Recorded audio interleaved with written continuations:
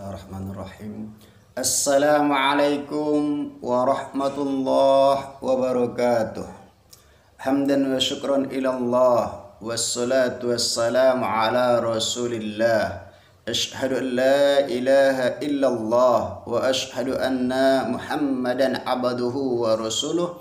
Allahumma fasalli wa sallim wa barik ala sayyidina Muhammad wa ala ali sayyidina Muhammad, amma ba'du. Hadirin jamaah yang dirahmati oleh Allah, bersyukur kita kepada Allah karena masih memberikan kepada kita kesehatan sehingga kita bisa berkumpul di tempat yang mulia ini. Bersalawat dan bersalam kita kepada kekasihnya sebagai ungkapan rasa cinta dan kerinduan kita dengan lafaz Allahumma salli wa sallim wa barik ala Muhammad wa ala ali Muhammad. Hadirin jamaah yang dirahmati oleh Allah, adapun tema pengajian kita pada kesempatan kali ini yaitu beristri 4. Jangan dulu ada yang merengut dan jangan juga ada dulu yang tersenyum, karena kita belum tahu apa isi daripada pengajiannya. Ini mentang-mentang dibilang beristri 4, ibu-ibu merengut, yang bapak-bapak tersenyum. Slow dulu. Hadirin yang jamaah yang dirahmati oleh Allah, kita bukan sedang membahas fankihu ma tabalakum minan nisa matna wa sulasa wa ruba'. Kita tidak membahas ayat tentang nikahi kamulah perempuan yang baik bagi kamu 2, 3, dan 4. Mungkin yang terbayang di benak bapak-bapak ini nih, senyum-senyum dia. Tetapi saya akan menceritakan sebuah cerita yang mana cerita ini diceritakan oleh seorang pencerita yang dalam ceritanya ia bercerita dahulu ada seorang saudagar. Kalau istilah sekarang ini ada seorang pebisnis. Seorang pebisnis ini mempunyai 4 istri. 4. Ini tadi 3 ya. 4 istri. Istri yang keempat adalah istri yang paling cantik. Semua kebutuhannya dipenuhi. Bedaknya dibelikan, lipstiknya dibelikan, apalagi sedo-sedonya dibelikan, semuanya lah kebutuhannya, bajunya yang cantik-cantik. Pokoknya tidak ada kurang pun. Sangat dimanjakan, sangat diperhatikan. Ini istri keempat. Istri kedua ini adalah istri ketiga, adalah istri yang sangat dibanggakan. Kemana-mana sering dibawa-bawa dan sering dipamer-pamerkan. Artinya dialah istri kebanggaan. Istri yang nomor 2 adalah istri yang paling dewasa, yang selalu dijadikan tempat curhat, selalu dijadikan tempat berkeluh kesah, bertukar pandangan, teman berdiskusi. Maklum, dialah yang dianggapnya paling dewasa. Dan istri yang pertama, ini istri tua, sering diabaikan. Belanjanya pun kurang diperhatikan, kebutuhannya pun sering diabaikan. Maka bila bisa dibilang ini istri tiri ini. Soalnya belanjanya pun sisa-sisa belanja dari istri pertama, istri kedua, istri ketiga, istri keempat, baru istri pertama. Namun ketiga sang saudagar ini, pebisnis ini, di ujung-ujung hayatnya dia merasa malaikat maut telah dekat. Dia merasa ajalnya sudah dekat. Dia merasa umurnya sudah sekarat. Dikumpulkanlah istri empat-empatnya. Dia bertanya kepada istri yang pertama, istri yang kedua, istri yang ketiga, istri yang keempat. Panggilnya istri yang keempat.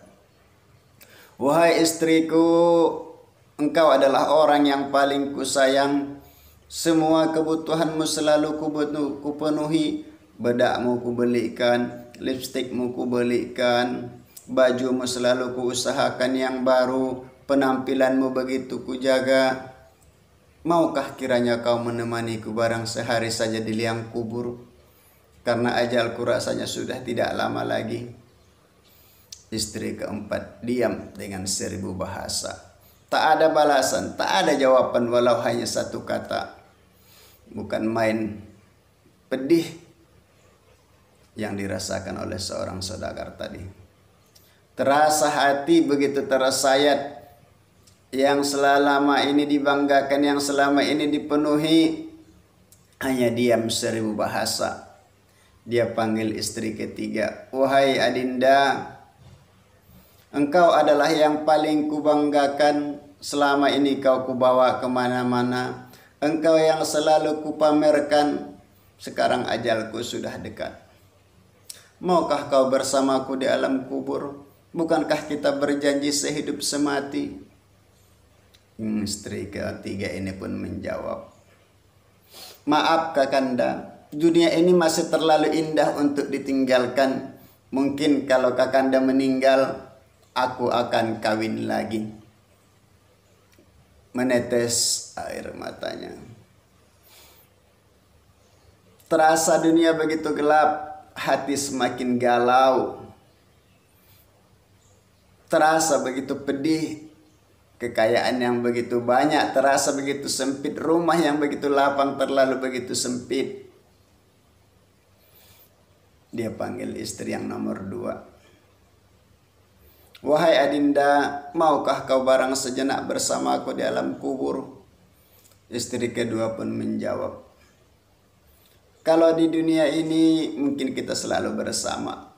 Bisa kuberikan kepadamu solusi, bisa kuberikan kepadamu masukan. Tapi kalau sudahlah namanya ke alam kubur Kakanda, mungkin aku hanya bisa membantu mengurus jenazahmu, atau paling-paling aku bisa hanya mengantarmu ke liang kubur. Tapi kalau untuk bersama, maaf sekali. Terasa seperti disambar petir di siang hari.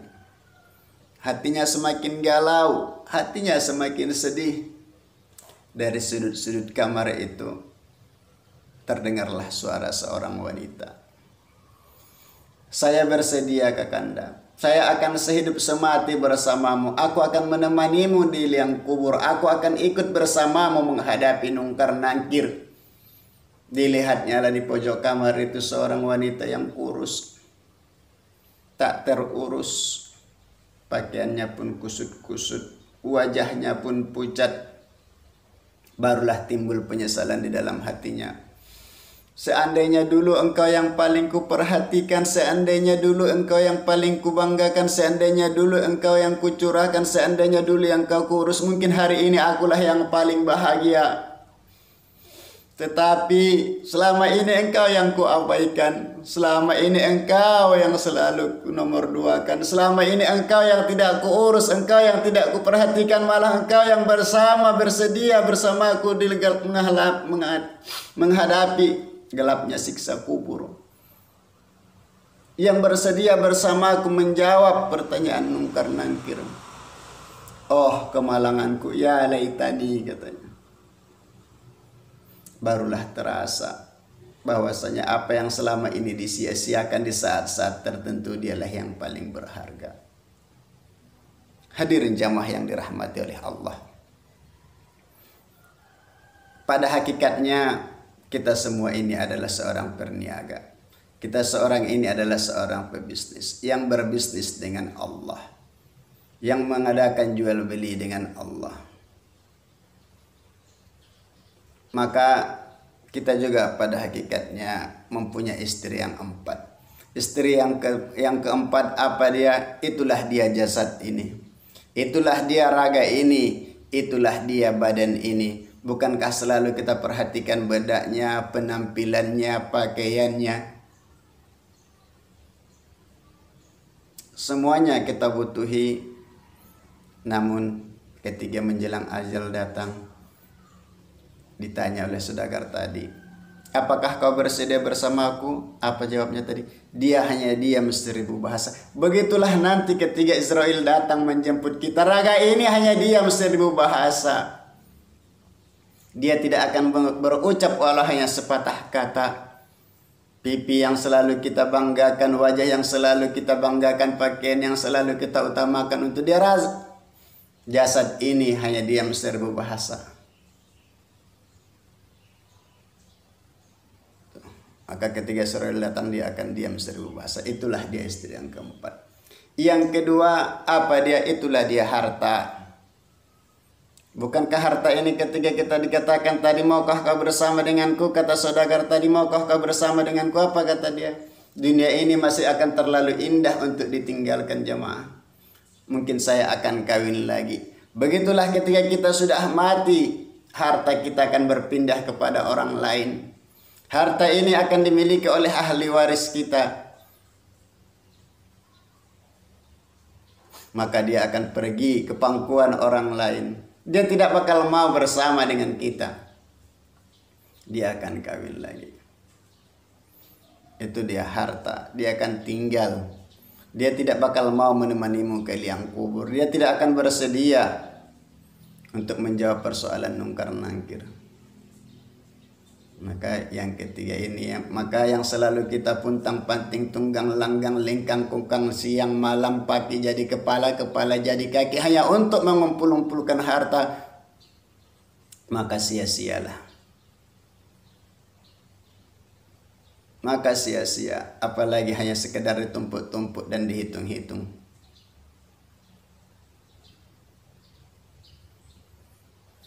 Istri yang kedua, apa dia? Pasangan hidup kita yang kedua itu apa? Ialah kaum kerabat kita, famili kita.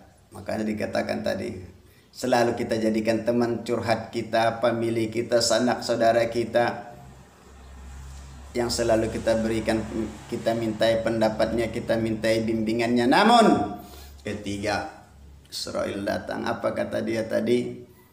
Aku hanya akan mengurus jenazahmu. Kalau untuk bersama denganmu tidak, paling-paling aku akan mengantarmu ke liang kubur. Hanya sampai sebatas itu. Maka yang pertama itu, siapa yang bersama dengan kita? Dialah amal soleh. Dialah amal soleh yang selalu sering kita abaikan. Maka dia jawab dari sudut-sudut kamar tadi, apa dia bilang? Aku akan bersama denganmu, aku akan ikut ke liang kubur, aku akan ikut bersama menjawab persoalan nungkar nangkir. Dia akan bersama dengan kita. Siapa itu amal soleh? Namun jamaah rahimakumullah, itu yang paling sering kita abaikan.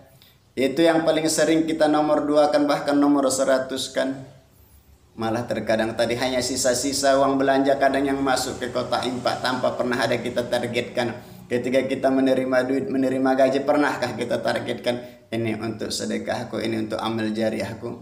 Tidak, keseringan hanya sisa-sisa. Maka dia bilang tadi di awal dalam cerita tadi, dia yang sering mendapat sisa-sisa dari istri yang lain. Kenapa kita yang seperti sisa-sisa uang belanja masukkan ke kotak infak amal soleh? Maka ini yang sering kita abaikan. Hadirin jamaah rahimakumullah. Sebelum Israel itu datang menimpa kita, sebelum Israel itu datang mencabut nyawa kita, maka yang harus paling penting kita perhatikan adalah yang nomor 1 ini. Karena dia yang akan bersama dengan kita, yaitu amal soleh.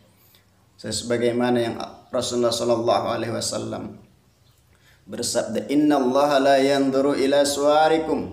Allah Ta'ala tidak bakal pandang wajah kamu, wala ila nasabikum, dan tidak juga pandang keturunan kamu, kekeluargaan kamu, kaum kerabat kamu, wala ila amwalikum, dan Allah Ta'ala juga tidak pandang harta kamu, walakin yanzuru ila qulubikum wa a'malikum, dan akan tetapi Allah Ta'ala pandang adalah hati dan amal kamu. Maka jamaah rahimakumullah, selagi Allah berikan kepada kita umur yang panjang, selagi Allah berikan kepada kita kesehatan, sebelum datang Israel menjemput nyawa kita, sebelum datang gorgorah kepada kita, artinya apa?